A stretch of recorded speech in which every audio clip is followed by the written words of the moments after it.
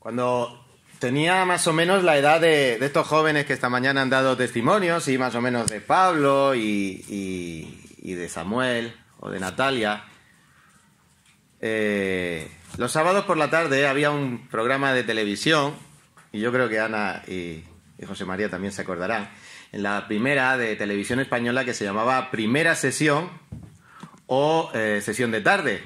Era la película típica que empezaron cuando eran muy chiquititos con las series de Tarzán, antiguas, y luego venían las del oeste. Lo que llamábamos las películas del oeste, lo que hoy llaman western, no, eran las películas del oeste, con toda la saga de aquella época de los clásicos del oeste. Y recuerdo una de muchas que se llamaba Tambores Lejanos. Tambores Lejanos, protagonizada por Alan Ladd y Charles Bronson. No son tan antiguas, ¿eh? Bueno, pues en esa película de Tambores Lejanos, dice que en 1870, después de la Guerra Civil Norteamericana, el presidente de Estados Unidos en aquella época, Ulysses Grant, llamó a un tal capitán Johnny Mackay, que estaba protagonizado por Alan Ladd, para que fuera al estado de Oregón a buscar la paz con una tribu que se había escapado de la reserva y estaban haciendo un montón de fechorías, y el jefe de aquella tribu era el capitán Jack, protagonizada por Charles Bronson. Y recuerdo esa película que durante toda lo que es la película había ahí un sonido lejano de unos tambores, los tambores de guerra. Los indios hacían sonar sus tambores, y ahí está en la banda sonora y siempre de fondo pom, pom, pom, pom. Porque los indios lo que estaban llamando era a otras tribus que estaban lejos, los llamaban a la guerra contra el rostro pálido. ¡Qué películas! Y no las de ahora. Bueno, pues quisiera hablar esta mañana precisamente de eso. ¿Qué ocurriría si tú supieras que por los tambores que estás escuchando en la lejanía se acerca una invasión que va contra ti? ¿Qué harías si escucharas esos rumores de guerra? La invasión es segura y va contra ti. Y lo peor de todo es que contra tu invasor no tienes nada que hacer. ¿Qué harías en esa situación?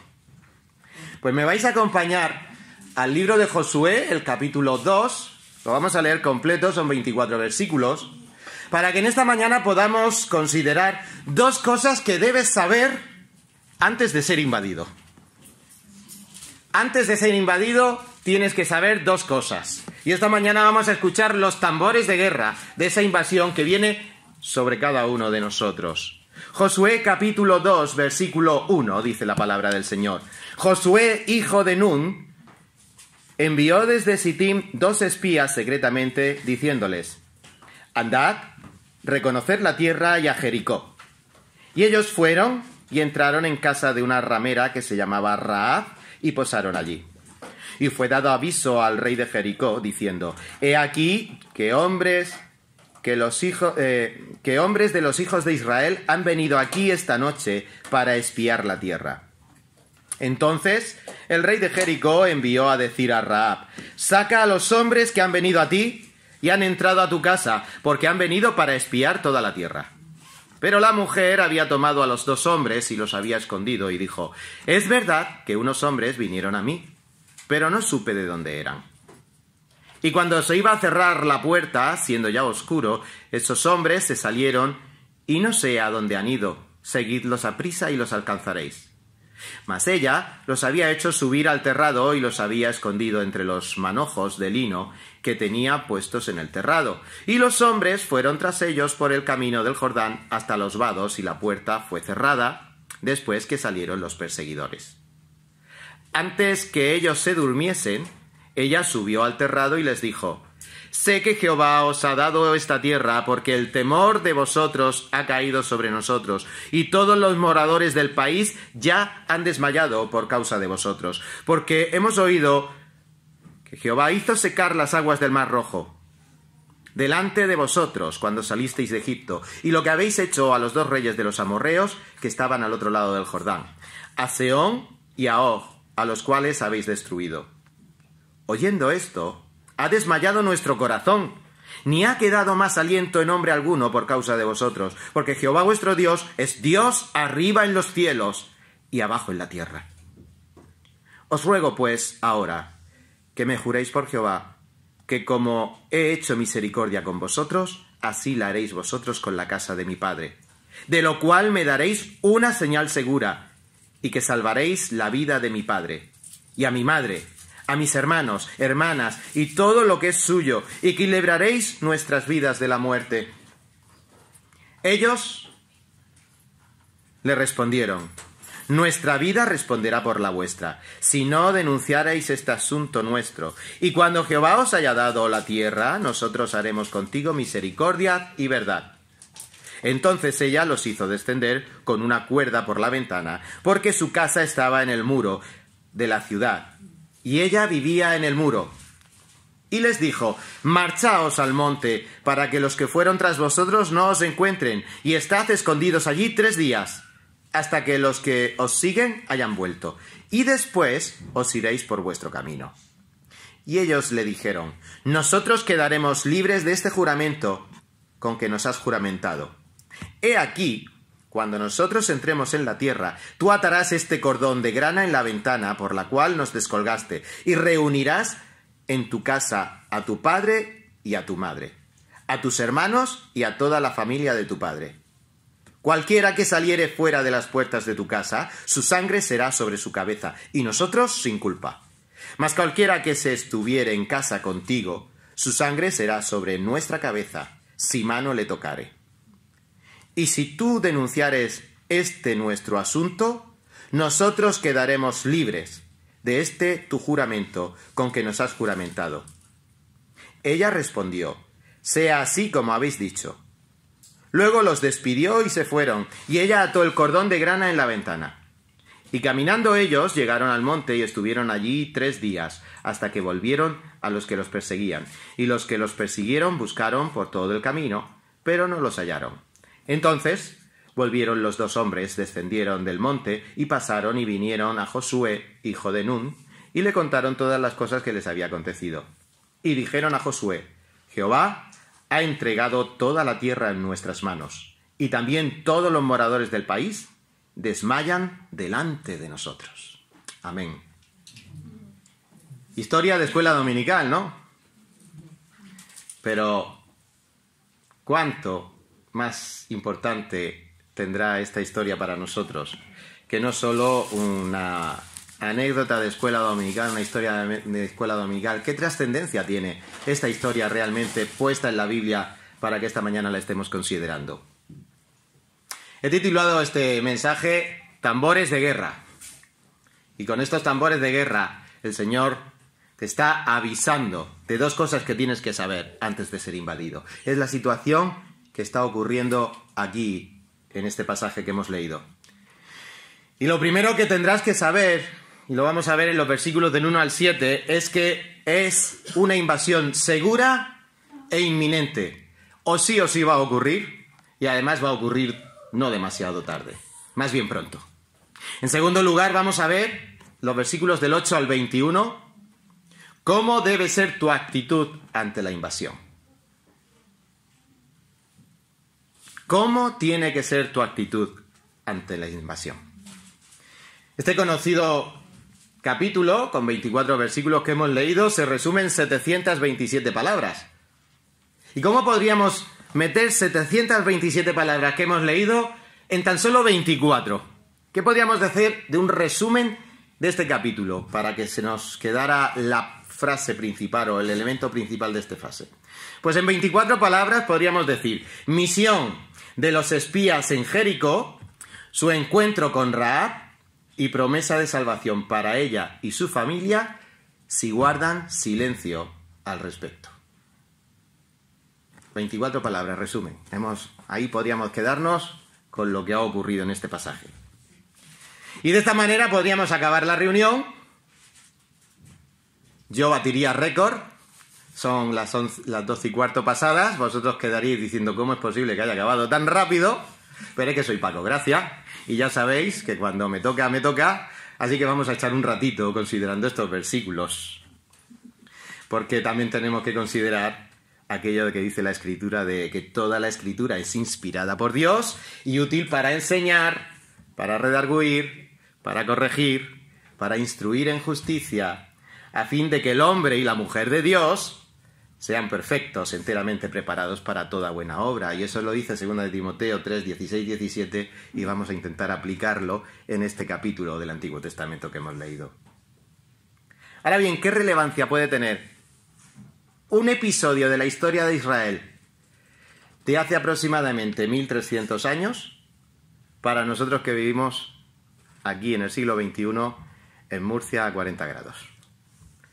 ¿Qué relevancia? ¿Qué nos puede ser de utilidad? Pues recordar lo que dijo un filósofo español durante la Segunda Guerra Mundial, Jorge Santayana, y que es una frase que yo creo que casi todos habréis escuchado. Un pueblo que no conoce su historia está condenado a repetirla. La historia es bueno conocerla. Es bueno conocerla. Y yo sé que es una de las asignaturas menos agradables en el instituto, ¿verdad? Pero es bueno conocer la historia. Yo soy un apasionado de la historia.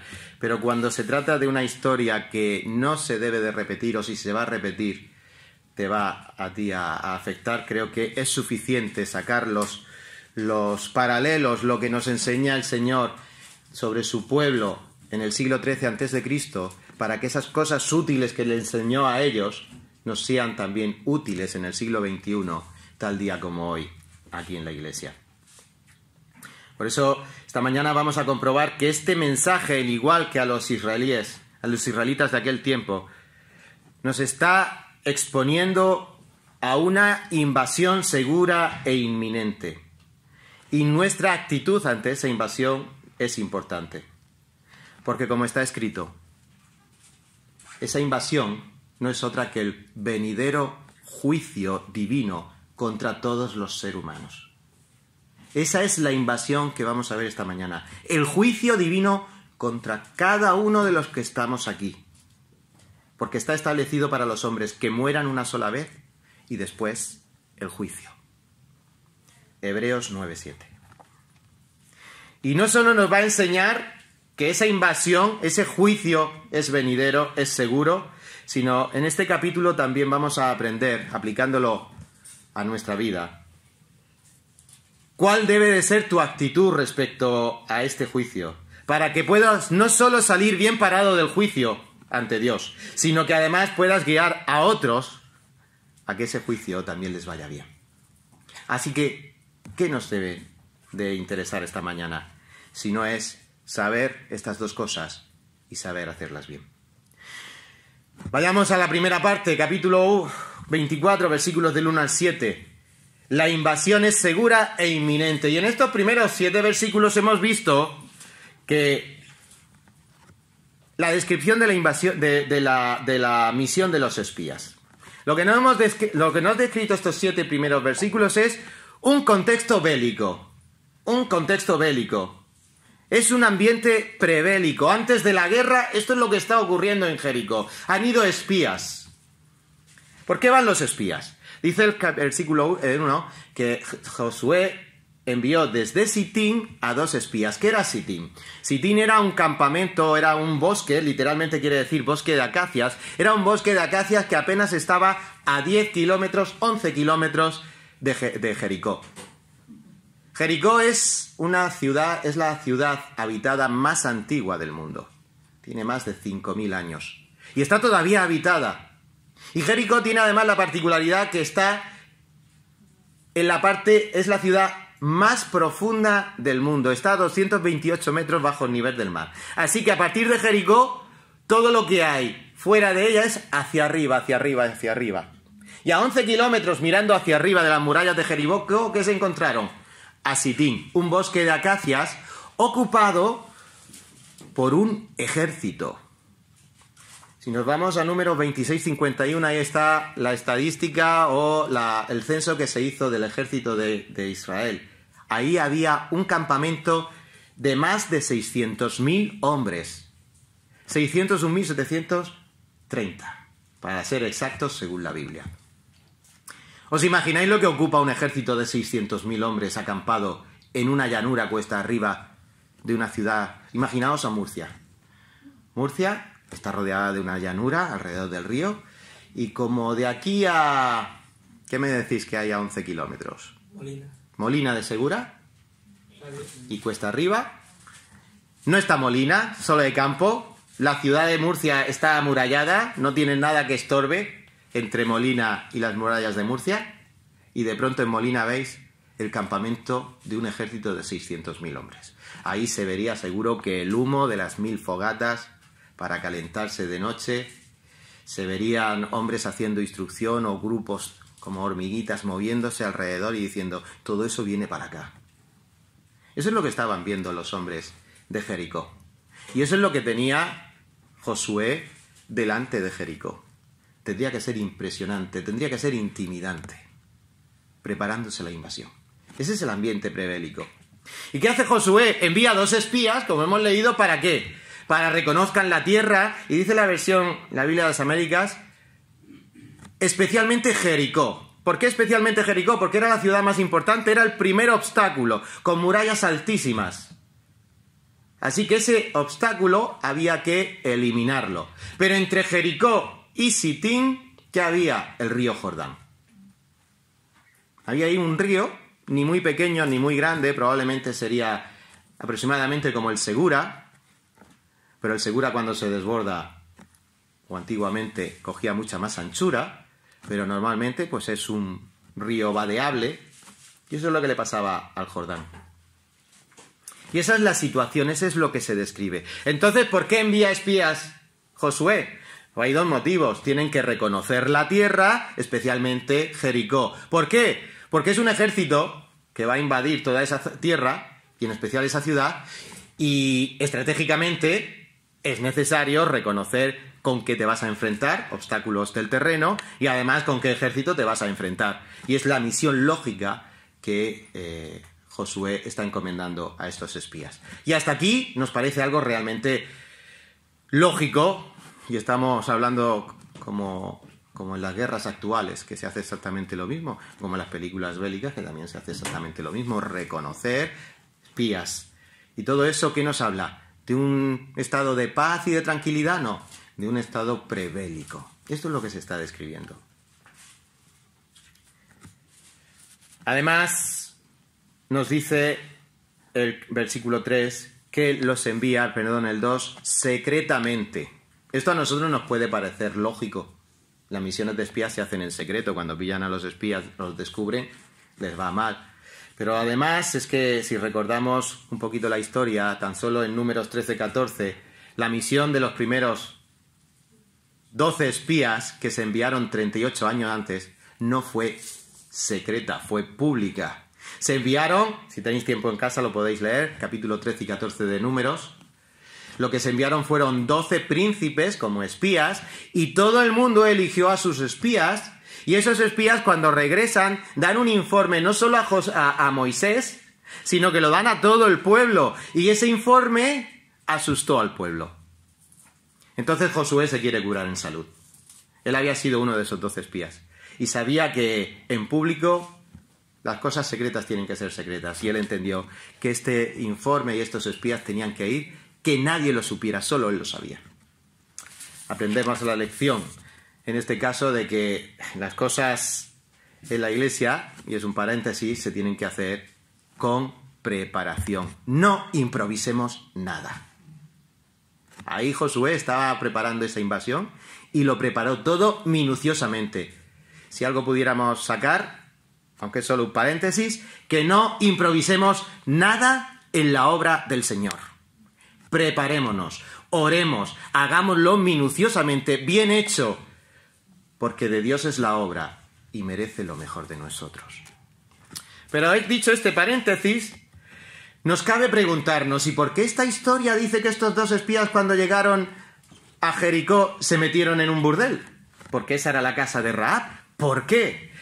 Bueno, ellos no fueron a pecar. al burdel. Ellos fueron a un sitio público y al mismo tiempo discreto. De manera que podían ir a un sitio donde entraba cualquier tipo de hombre al que no se le hacían preguntas, y al mismo tiempo era un sitio lo suficientemente concurrido para que las indiscreciones se pudieran dar, y ellos preguntaban: oye, ¿qué tal esta ciudad? ¿Cuántas murallas? Las murallas, los soldados, ¿qué tal el rey? ¿Qué tal su ejército? Y todo ahí en un ambiente distendido. Ellos podían encontrar información muy útil en ese lugar. Por eso fue que entraron allí. Y como hemos leído en el versículo 15, luego esta mujer vivía en la muralla. Antiguamente en las murallas se vivían, había casas. Así que esta mujer vivía en la muralla, además en el lado que daba al río. De manera que por esa ventana podían escapar rápidamente hacia los vados del río. Y es por esto otra de las razones por las que entraron en este sitio. Tenían fácil escapatoria. Pero estamos en un ambiente de guerra. Y no solo era un lugar idóneo para encontrar información discretamente y poder escapar rápidamente. Es que este sitio también tenía el contraespionaje. Y ahí vemos a los espías del rey. De alguna manera el rey se enteró que había espías en ese sitio. Y es lo que hemos leído en el versículo 2. Y fue dado aviso al rey de Jericó, diciendo: he aquí que hombres de los hijos de Israel han venido aquí esta noche para espiar la tierra. Entonces el rey de Jericó envió a decir a Rahab, versículo 3, saca a los hombres que han venido a ti y han entrado en tu casa, porque han venido para espiar toda la tierra. Espionaje contra espionaje, juegos de batallas. Ahí está el ambiente bélico y prebélico preparado. Y esto es lo que nos está describiendo este texto. Pero este texto finalmente, estos primeros 7 versículos, nos dan otro punto que nos daría que pensar. ¿Cómo libró Rahab a estos hombres de Dios? ¿Cómo los libró? ¿Qué le dijo al rey? Eso es. ¿Eso qué quiere decir? Eso se resume en una palabra en español. Una mentira. Como se decía en otra época, una mentira podrida. Mintió como una bellaca. Y esto nos podría dar a suponer que hay veces que a nosotros nos está autorizado mentir. Era una buena causa. Es esa mentira piadosa, ¿verdad? Pues esa mentira piadosa, si la creéis, es una mentira podrida también. Hermanos, Dios prohíbe el pecado y no traga la mentira. Éxodo 20:16. Los 10 mandamientos. ¿Qué pensáis que dice el versículo 16? No mentirás. Y esa es la ley de Dios. Y Dios no ha cambiado desde aquella época. Tito 1:2 nos dice: Dios no miente. No solo que no miente, sino que no puede mentir. Va contra su naturaleza. Entonces, ¿qué pasa aquí? Pues tenemos que ver en este texto que lo que Dios exalta de Rahab no es su pecado, sino su confesión de fe. Y eso es lo que vamos a ver esta mañana. Y lo que Dios exalta en su palabra es que por cuanto todos pecaron y están destituidos de la gloria de Dios, nos dice Romanos 3:23. Y esta es la razón entre la mentira de Rahab, por muy piadosa que fuera, entre comillas, y nuestra realidad como seres pecadores, es que tenemos que saber que nunca nos podremos excusar delante de Dios de que somos pecadores. Y Dios no exalta el pecado de Rahab en este texto. Vamos a ver que exalta la confesión de Rahab. Y Dios reconoce la confesión del pecador por fe, como ha hecho Samuel con nosotros esta mañana. Y eso es lo que necesitamos, confesar nuestros pecados al Señor.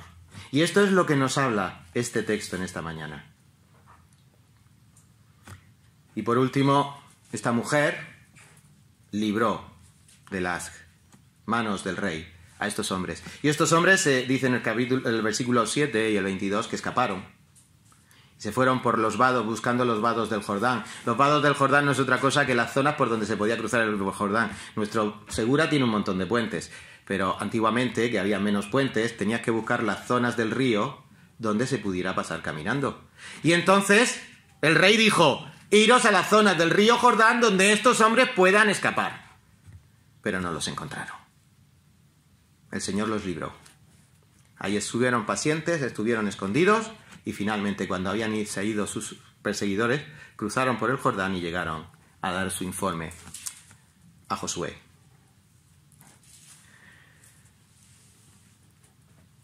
¿Qué nos puede decir esta parte del texto esta mañana? ¿Cómo estaban estos hombres ante esa situación de ver el campamento, saber que había espías ya preparando informes y además saber que los espías se le habían escapado? ¿Qué pensáis que estaban dándole vueltas ahí los reyes, el rey y los soldados del rey? Que la invasión era inminente y que no tenían escapatoria, como vamos a ver. La invasión era inminente. ¿Cómo se ilustra esto para nuestros días? Pues hay un capítulo también en el libro de Ezequiel, el profeta Ezequiel, capítulo 33, versículos del 1 al 5, que nos ilustra esa situación, cómo podemos aplicar esa situación a nosotros.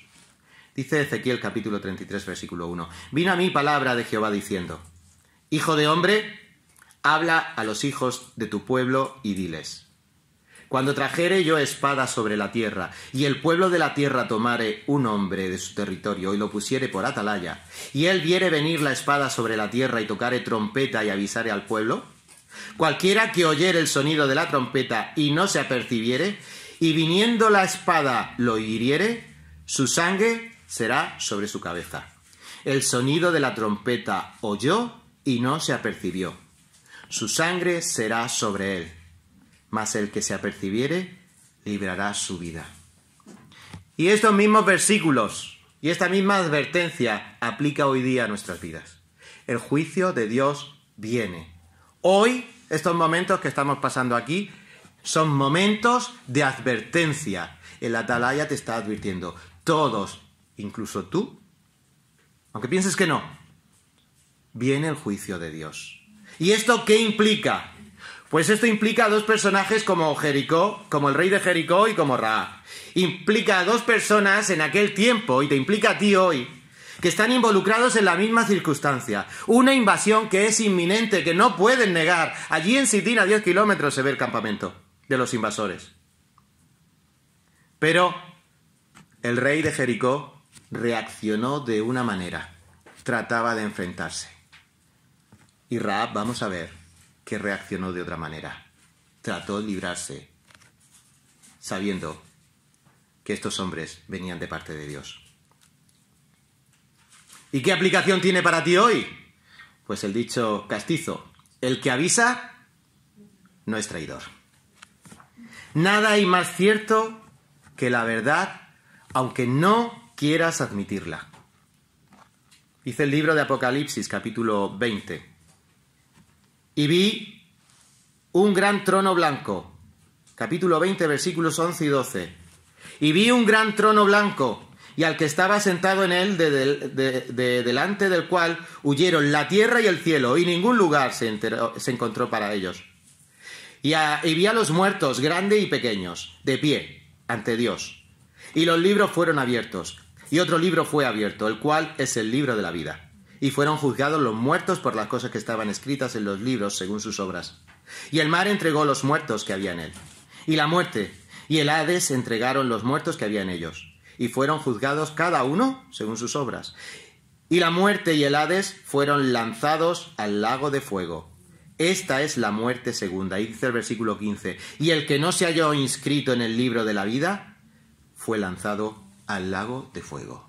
Esta es la realidad a la que todos los seres humanos se enfrentarán en su día. Lo crean o no lo crean, porque Dios lo ha dicho, es verdad.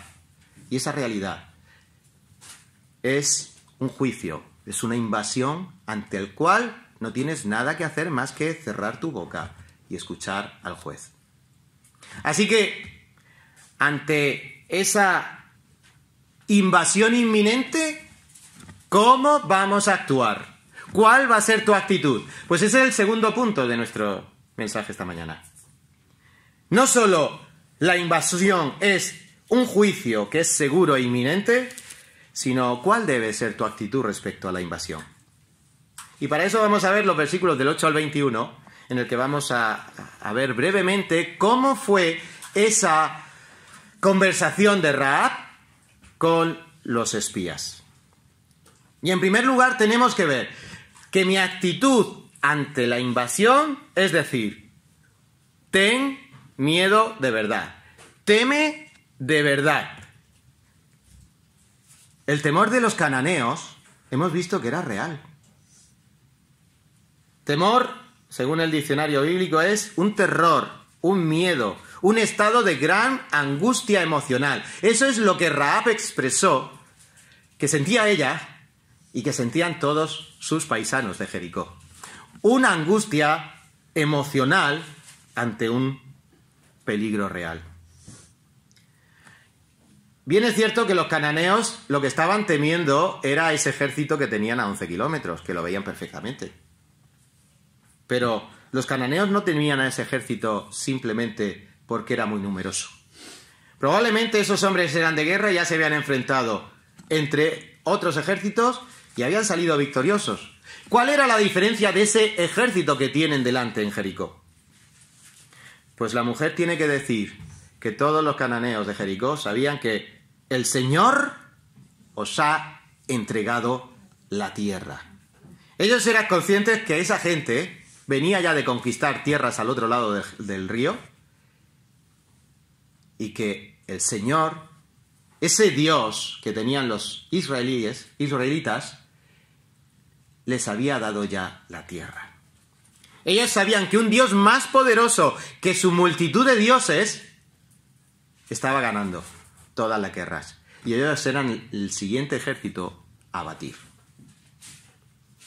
De tal manera que el corazón de ellos se desmayó. Y esto es una palabra también muy curiosa, porque desmayar quiere decir derretirse, literalmente. Es la falta de resistencia cuando se ejerce fuerza sobre ello. Es decir, que se habían quedado como el flan. Tú coges un flan y haces plof. O bueno, mejor, ahora ya no es tiempo de los chocolates, ¿verdad? Pero en invierno hay esos chocolates buenos, esos bombones, que fresquitos, con el fresquito del invierno, los tocas y dices, están duros, te los metes en la boca y tienes que hacer fuerza para partir el bombón y deleitarte con sus sabores. A los chocolateros seguro que sabéis lo que quiere decir esto, a mí no tanto. ¿Pero qué pasa con un bombón en verano? En la nevera. En la nevera. Y si lo sacas de la nevera en 0, ¿qué te pasa? Pop, pop, pop, pop, pop. Pero si intentas coger un bombón fuera de la nevera, nada, no dura nada. Así era el corazón de los cananeos. Se derretía. Ya cualquier imagen que tuvieran en su mente era suficiente para decir estamos fritos. ¿Por qué? Porque el Señor os ha dado la tierra. Y hay un versículo en el libro de Amós, el profeta Amós, que está hablando del juicio futuro de Dios sobre la tierra. Amós capítulo 9, versículo 5, la primera parte dice: el Señor Jehová de los ejércitos es el que toca la tierra y se derretirá. Y llorarán todos los que en ella moran. Ha de llegar el tiempo en el que el granito, que es una de las cosas más duras que podemos encontrar en la tierra, se derretirá ante la mano de Dios. Y los habitantes de la tierra no tendrán nada que hacer. Llorarán. Así se sentían estos hombres, así se sentía Rahab ante lo que le venía encima. Y dice Nahum, otro profeta, 1:5, los montes tiemblan delante de él y los collados se derriten, la tierra se conmueve a su presencia y el mundo y todos los que en él habitan. ¿Y a ti qué? ¿Qué te causa temor? ¿Ante qué situaciones te derrites de miedo? ¿Enfermedades? ¿Problemas de familias? Estudios, ya habéis pasado los exámenes, ya ese miedo ha pasado. Lo que ha pasado, ha pasado. Septiembre ya no hay. Trabajos, no trabajos, incertidumbre, problemas en la iglesia, todas esas cosas nos pueden causar, desde luego, emociones en las que nuestro corazón se derrite. Pues mira, solo hay alguien a quien realmente se debe temer. Solamente una persona. Y esto Jesús lo dice en el Evangelio de Mateo 10:28. Y no temáis a los que matan al cuerpo, mas el alma no pueden matar. Temed más bien a aquel que puede destruir el alma y el cuerpo en el infierno. A esto es a lo que realmente debes temer.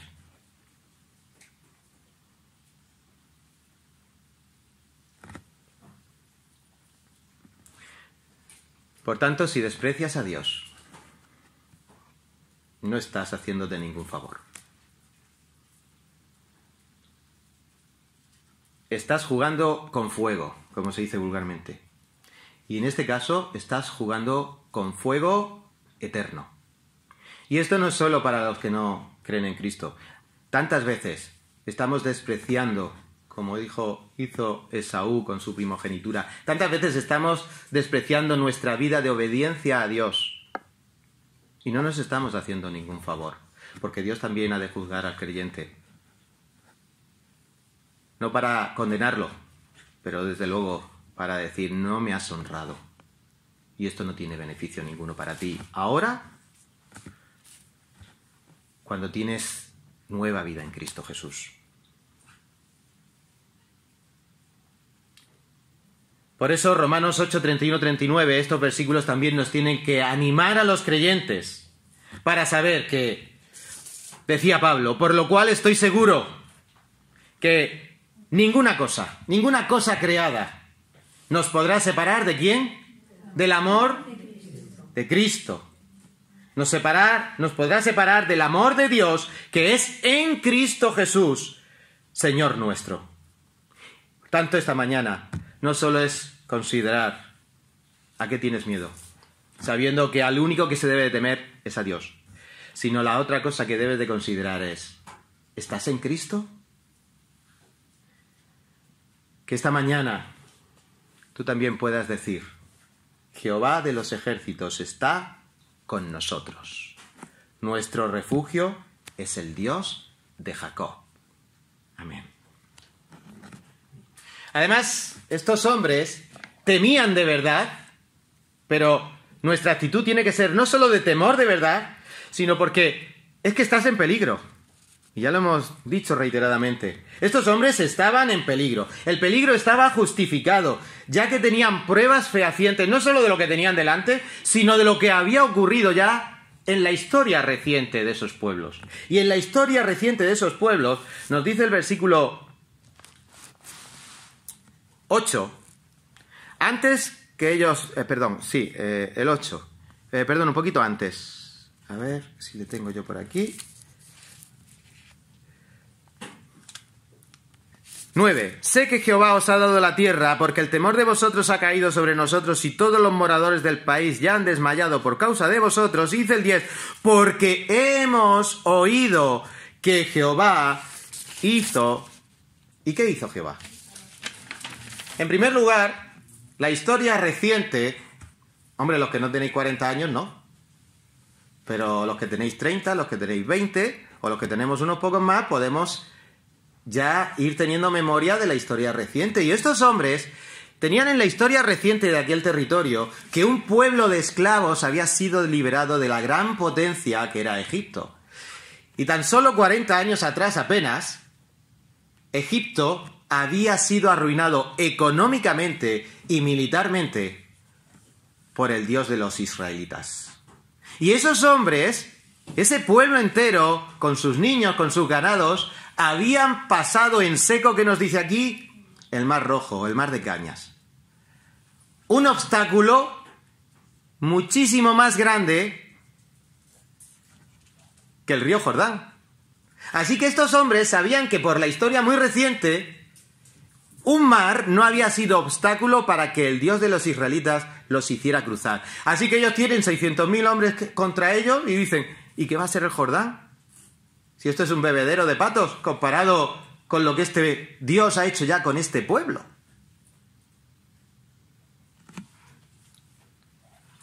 Y no solo habían escuchado lo que Dios había hecho 40 años atrás con este pueblo, es que tan solo, según 2 o 3 años atrás, hemos leído que habían vencido a 2 reyes, a Og y a Magog. Eso lo encontramos también en el libro de Deuteronomio. ¿Y qué nos dice que habían destruido estos hombres? Este pueblo de Israel había destruido completamente, habéis destruido por completo, o como dice la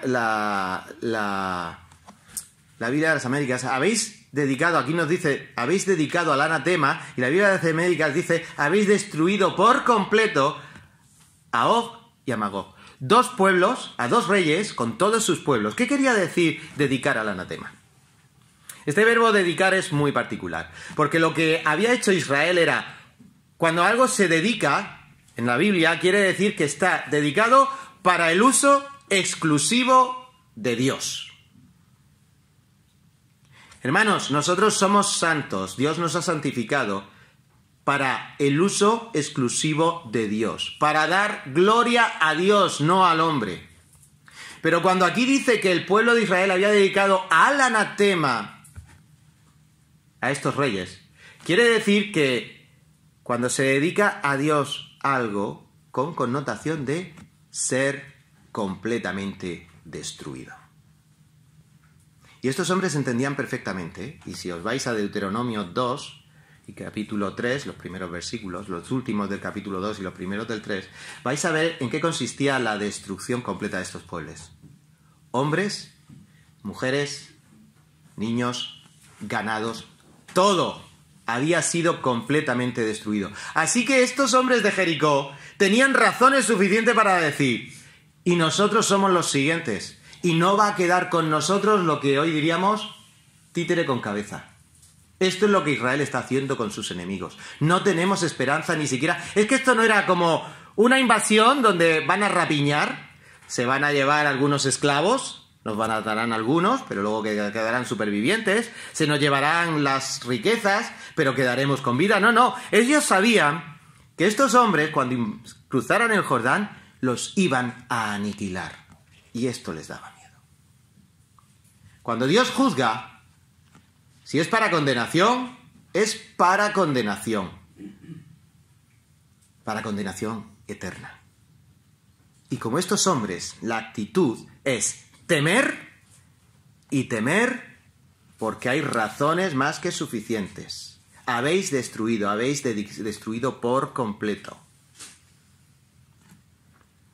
Por tanto, Rahab, siendo consciente de esta realidad, tuvo miedo. Y en segundo lugar, ¿cuál fue su actitud?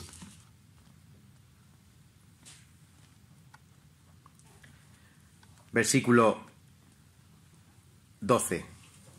Os ruego, pues, ahora, el 11. Oyendo esto, ha desmayado nuestro corazón y ha quedado más alientos en nombre alguno por causa de vosotros, porque Jehová vuestro Dios, no el nuestro, Jehová vuestro Dios, es Dios arriba en los cielos y abajo en la tierra. Y esta es otra característica de la actitud de Rahab que tenemos que aplicar a nuestra vida. No solo tienes que tener temor de verdad y temor fundado porque el juicio viene, sino que en segundo lugar tiene que ser una actitud que confiese al Señor. Aprendamos de la confesión de Rahab. Rahab dijo, Dios es Dios en los cielos y aquí en la tierra. Y no mi Dios, sino el Dios de los gentes de Israel. El Dios que predicamos desde la Biblia es el Dios verdadero. Supera cualquier Dios que tengas en tu corazón. Ese es el Dios verdadero. Ese es el Dios que tienes que confesar. Confiesa al Señor. Y esto es una confesión de una mujer que había estado toda su vida inmersa en una cultura y en una religión donde tenía muchos dioses y donde se dedicaban a muchas cosas, pero desde luego no prestaron atención nunca al Dios verdadero, hasta que se dieron cuenta que había un ser soberano sobre los cielos y la tierra. Eso es lo que tienes que tener en tu corazón muy claro. Hay un Dios soberano, creador de los cielos y de la tierra, al que tú no puedes enfrentarte de igual a igual. Por tanto, ese Dios soberano es el que confesó Rahab. Ese Dios soberano, si nos vamos al libro de Daniel, es el que confesó Nabucodonosor, en el capítulo 4, versículo 39, también en el capítulo 2, versículo 47. Y también, años más tarde, otro gran rey de la historia, Darío el persa. Capítulo 6, versículos 25 y 26. Y ahí vemos confesiones, no de una ramera, en el caso de hoy, sino de grandes estadistas, grandes reyes, grandes emperadores de la historia antigua, que tuvieron que confesar también a ese Dios cuando se enfrentaron al poder de Dios. Así que, ¿esta mañana qué? Ni eres Rahab, ni eres un emperador del mundo antiguo. Eres tú. ¿Qué tienes que hacer? Pues aprender, que no te queda otra alternativa. Y dice el libro de Hechos, capítulo 3, versículo 19, el apóstol Pedro, invitando al final de una de sus predicaciones en el templo: así que arrepentíos y convertíos para que sean borrados vuestros pecados, para que vengan de la presencia del Señor tiempos de refrigerio, tiempos de paz, tiempos de descanso, tiempo de salud, tiempo de salvación, tiempo de dar gloria a Dios. Esos son los tiempos de refrigerio que Dios te ofrece para escapar de esa invasión con vida. Por tanto, ¿cuál debe de ser la actitud? Ya hemos visto temer a Dios, porque hay razones fundadas para hacerlo. Confesar al Señor como hizo Rahab. Y en tercer lugar, ¿qué hizo Rahab? Lo hemos leído en el versículo 12. Os ruego pues ahora que me juréis por Jehová, que como he hecho misericordia con vosotros, así la haréis vosotros con la casa de mi padre. En tercer lugar, pide misericordia. Hermanos, esto aplica también al creyente. Pedir misericordia cuando llevamos una vida en la que tenemos que confesar que nuestro pecado nos ha alejado de la comunión con nuestro buen Padre. Pidamos misericordia, que el Señor nos vuelva a abrir su mano sanadora. Y si piensas que hasta ahora Dios no ha sido ese Dios que tienes que reconocer sobre los cielos y sobre la tierra, pídele misericordia. Pidamos misericordia para que no nos fulmine. ¿Y qué hizo Rahab? Os ruego. Ruego, literalmente te suplico, te ruego. Está enfatizando el deseo de Rahab. Está enfatizando que está aumentando. Es un deseo de urgencia. Rahab estaba viendo que las tropas se le echaban encima, que era muerto junto con todo el pueblo. Y ella dijo: urgentemente necesito que hagáis misericordia conmigo.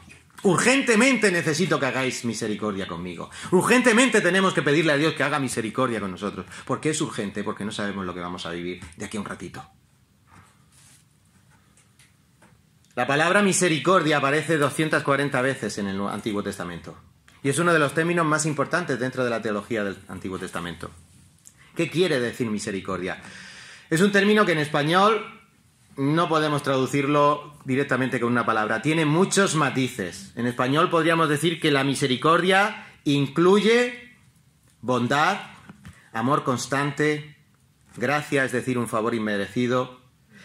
Incluye la fidelidad de la persona que está teniendo misericordia. Incluye devoción, una persona completamente entregada hacia la persona que está teniendo misericordia. La misericordia incluye un amor leal, un amor fiel, un amor del que te puedes fiar. Incluye un amor constante, no un ratito. Ahora tengo misericordia, te doy una limosnita, después me voy y sigo mi vida. No, es un amor constante. Eso es misericordia. Eso es lo que estaba pidiendo Rahab. La misericordia es un afecto que se mantiene firme incluso cuando la persona que recibe la misericordia no permanece fiel. Esa es la misericordia de Dios. Esa es la misericordia que estaba implorando Rahab. Esa es la misericordia que está implorando, o debes de implorar tú. Porque la misericordia de Dios está asociada con su pacto, con su pueblo.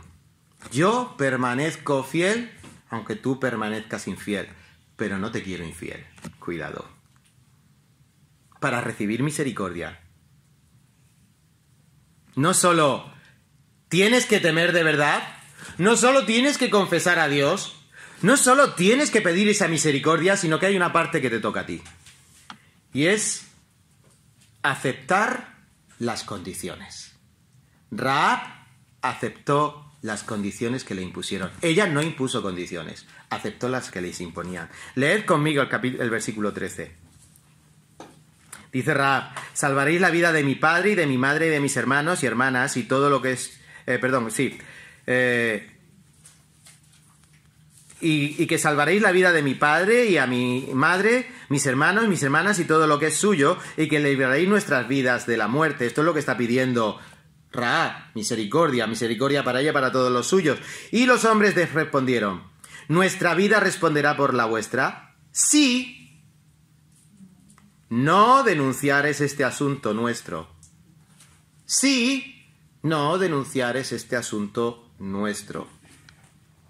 Y un poquito más adelante dicen, versículo 17, nosotros quedaremos libres de este juramento con que nos has juramentado. He aquí, cuando nosotros entremos en la tierra, tú atarás este cordón de grana a la ventana por el cual nos descolgaste y reunirás en tu casa a tu padre y a tu madre y a tus hermanos y a toda la familia de tu padre. Y cualquiera que saliere fuera de las puertas de la casa, su sangre será sobre su cabeza, y nosotros seremos sin culpa. Mas cualquiera que se estuviere en casa contigo, su sangre será sobre nuestra cabeza, si mano le tocare.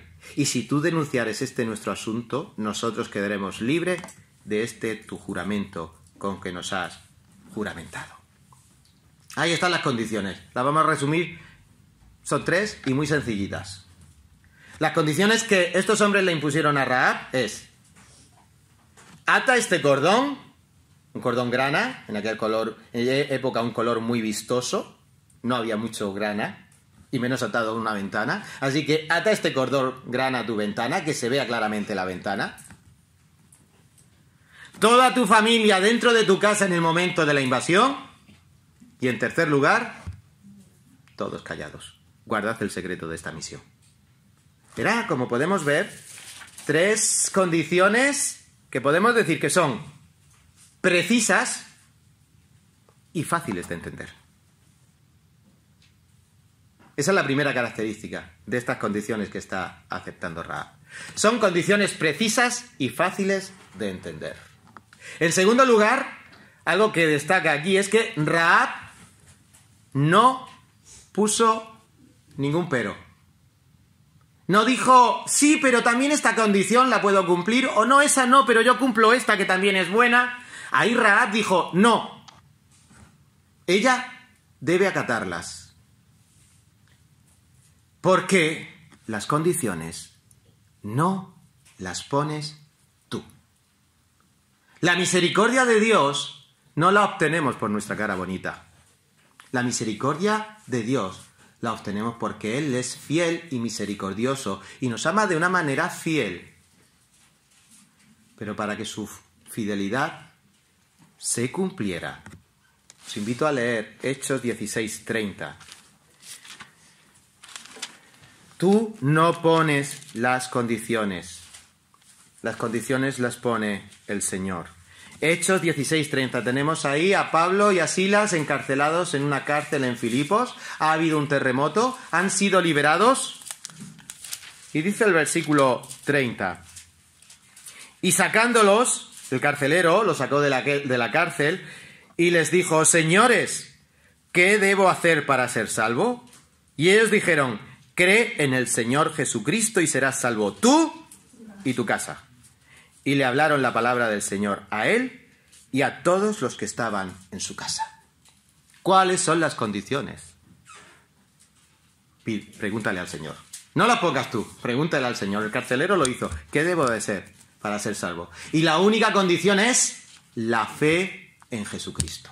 Como Rahab había tenido fe en el Dios de los cielos y de la tierra. Esa fe en Jesucristo, que fue el que murió en tu lugar en la cruz del Calvario, para que su sangre limpiara tus pecados y mis pecados.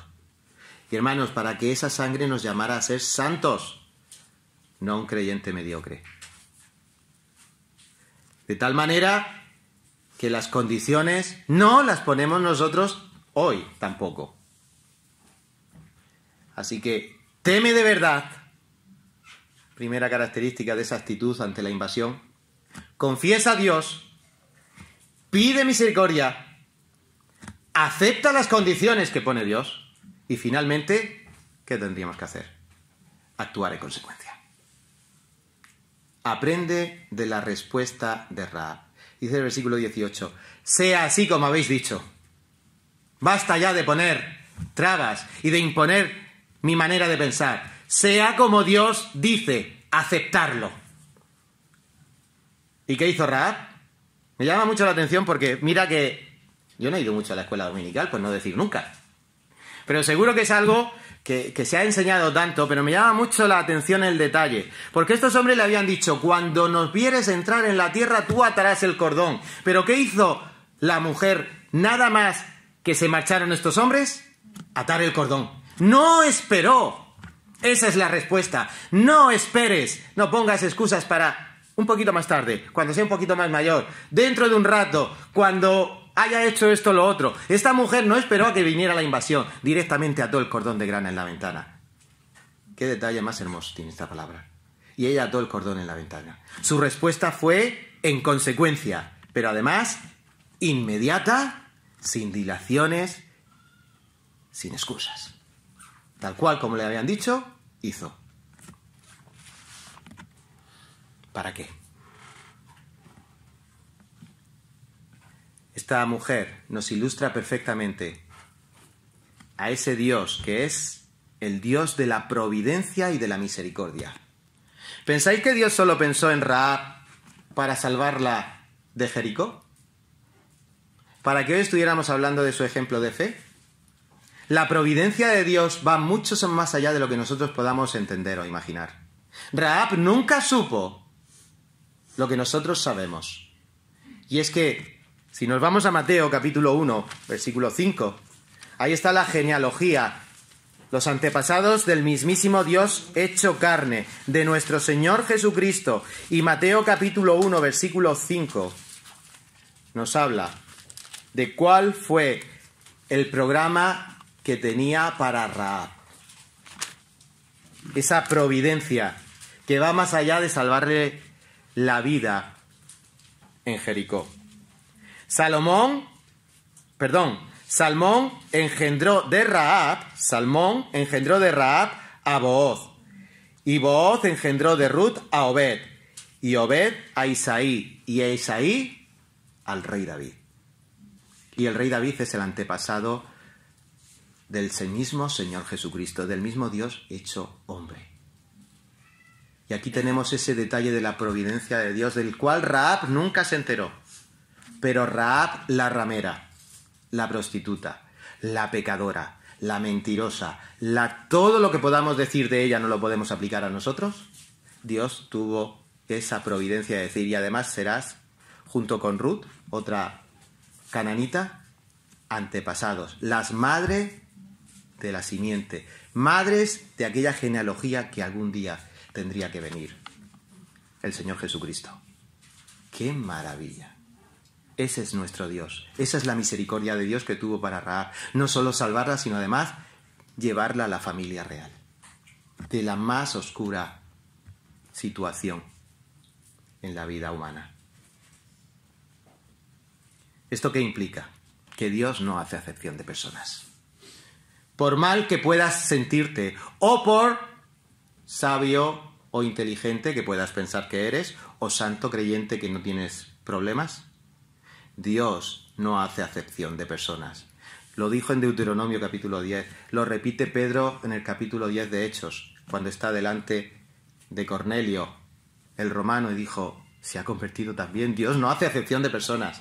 Y lo tiene que decir también el capítulo 2 de Romanos, Pablo, cuando está hablando de toda la humanidad, tanto los gentiles como los judíos. Dios no hace acepción de personas, sea cual sea nuestra situación actual. Dios no hace acepción de personas. Pues Dios, que dijo que de las tinieblas resplandeciera la luz, es el que ha resplandecido en nuestros corazones para iluminación del conocimiento de la gloria de Dios en la faz de Cristo. Pero tenemos este tesoro en vasos de barro, para que la extraordinaria grandeza del poder sea de Dios y no de nosotros. No nos va a hacer quizá personas superiores a nada, ni relevantes en este mundo. Te ha puesto en un vaso de barro, pero ha puesto su misma presencia por Cristo. ¡Qué gloria! Eso somos cada uno de nosotros como creyentes. Y eso es lo que Dios quiere para cada ser humano al que se le predica el Evangelio. Entonces, ¿cómo puedo hacer hoy? ¿Cómo puedo hacer esta mañana? ¿Cómo puedo aplicar este texto esta mañana a mi vida? Pues, ¿a qué estás esperando hacer lo que hizo Rahab? Ata tu cordón de grana en la ventana, para que cuando venga el juicio, Dios sepa, y Él lo sabe porque tiene mejor memoria que nadie, incluso que nosotros, que a ti no te va a tocar, porque ya tocó a su Hijo Jesucristo en tu lugar. Ata el cordón de grana en tu ventana. Este capítulo nos ha demostrado dos cosas que debes de conocer antes de que Dios te someta a juicio. En primer lugar, que la invasión es inminente. Y en segundo lugar, nos ha mostrado cómo debe de ser nuestra actitud ante esa invasión real e inminente. Teme de verdad. Confiesa a Dios, pídele misericordia, acepta sus condiciones y actúa en consecuencia. Porque como Rahab, las condiciones las pone Dios, no tú. Son unas condiciones precisas y sencillas, y en ningún otro hay salvación, porque no hay otro nombre bajo el cielo dado a los hombres en que podamos ser salvos. ¿Y ahora qué? ¿Y ahora qué? Un predicador del siglo XIX dijo, ante esta pregunta, le dio la respuesta a sus oyentes. Ahora, apresúrate a tu casa, busca tu aposento, cierra la puerta, póstrate junto a tu cama, confiesa tu pecado, arrepiéntete y clama a Jesús. Amén. Padre Santo, en tus manos dejamos estos textos en el corazón de cada uno de los oyentes en esta mañana, para que tu poder, por medio del Espíritu Santo, se manifieste en tu palabra, en cada corazón. Señor, y sea una semilla que arraigue en buena tierra, que dé fruto para tu gloria en esta mañana. Te suplicamos, Señor, por cada uno de los que estamos aquí, para que realmente la salvación de todos nosotros dé gloria a tu nombre. Y más allá solo de tu salvación, también nuestra santificación, nuestra vida de predicar y de anunciar tu nombre, dé gloria y atraiga a muchos más al amor que es en Cristo Jesús, Señor nuestro. Esto te pedimos, Señor, en el nombre de Jesús. Amén.